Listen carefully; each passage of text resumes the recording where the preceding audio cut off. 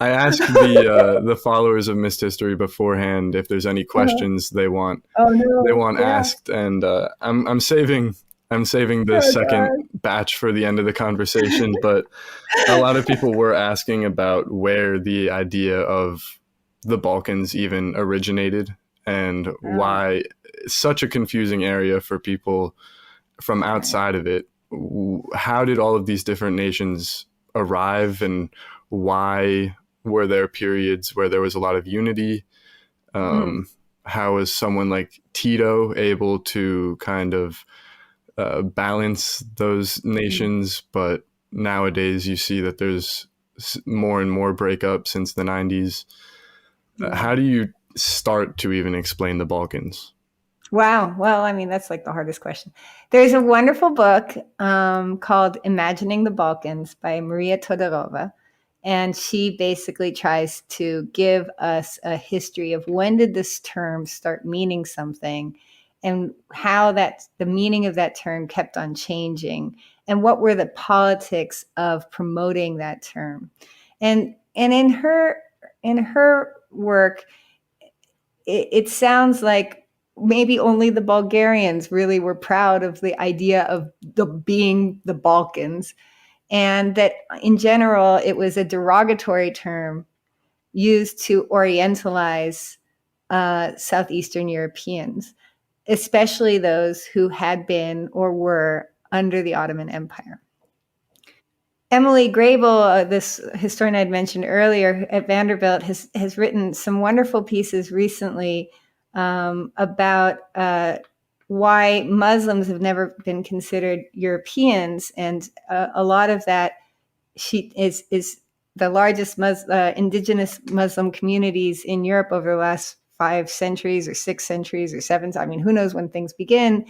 We're from the Balkans. We're living in the Balkans, and so externalizing Muslim communities is the same as externalizing Southeastern Europe from a Christian European vision, regardless of the fact that there were so many Christians living in the Balkans that, why is Muslimness external? It goes hand in hand. I think that what Tito did is, and a lot of people didn't trust his vision of like some creation of some federative Balkan, it was and again, this is not my period and I am not an expert on this, but I kind of see it as when the idea of Balkans is seen as positive, it's usually against empires, right? It's kind of, the third way, the non-aligned movement is against the Soviet Union and the United States taking over. And when the Balkans feels like a special category is when the Ottoman Empire is getting pushed out and the Habsburg Empire hasn't taken over yet. And there's this idea, and it falls apart almost immediately in the Balkan Wars, but this idea of we're against the empire. So and again, this is not my field, and I'm probably saying things that are going to make people angry. But it's I think it's impossible not to say anything that makes someone angry. But personally, for me, it's precisely because historically it's been seen as a negative term that, to me, it has no negative connotations whatsoever. It's a geographical term. I prefer to use it than all the other terms because few people would consider Slovenia part of the Balkans, but it was part of Yugoslavia. And so I don't know. I don't know what the answer is to any of that stuff. I don't mind the word Balkans. I use it all the time as the peninsula, the Balkan Peninsula. But I understand people who hate it, and they are hating it for these things. I don't know if many Americans today realize it is a loaded term that usually used to mean, for most people, backwards, uncivilized, unwestern.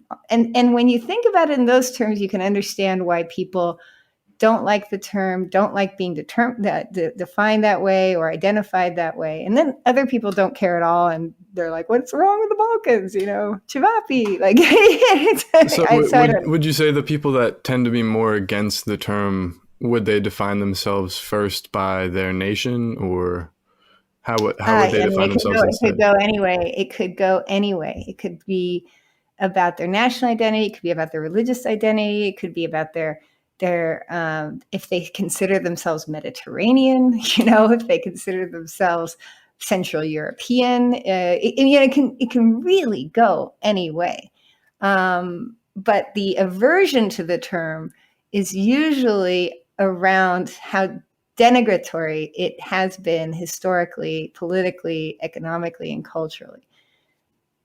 And again, for me, I don't feel that the Balkans is a bad world. So I don't see it. I mean, I love the Balkans. So it means what people know. It means if you know a lot of history, you know how that word was used, you kind of flinch at it. And then there are people who own that word, even though they know that history, and they're like, whatever. To what extent did these different states cooperate or exist within the Habsburg Empire when it was a more collective system, it seems?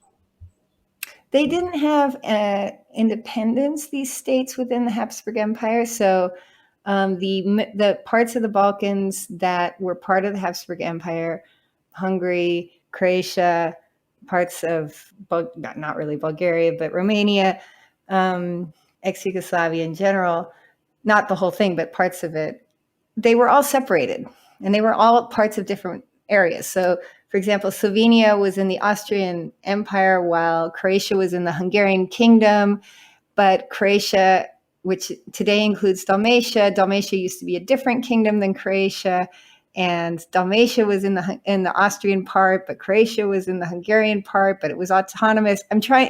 Everything I'm saying here is true. There were also military zones that were autonomous, that were direct, the whole thing. So it's the idea of how much of these states cooperate within the empire. They weren't states.